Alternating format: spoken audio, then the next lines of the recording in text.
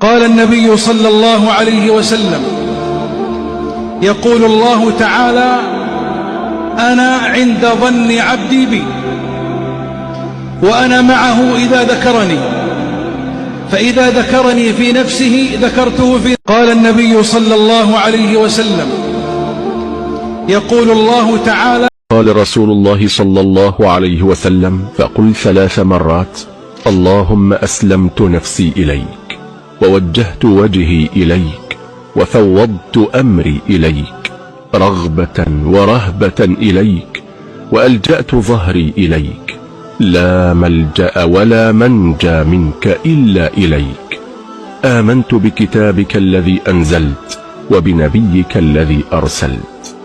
أستغفر الله الذي لا إله إلا هو الحي القيوم وأتوب إليه.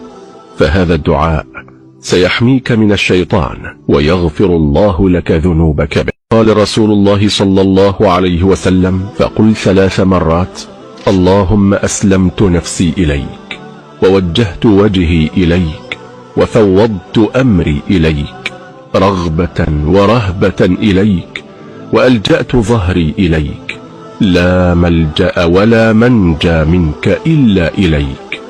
آمنت بكتابك الذي أنزلت، وبنبيك الذي أرسلت. أستغفر الله الذي لا إله إلا هو الحي القيوم وأتوب إليه. فهذا الدعاء سيحميك من الشيطان، ويغفر الله لك ذنوبك به. قال رسول الله صلى الله عليه وسلم: فقل 3 مرات: اللهم أسلمت نفسي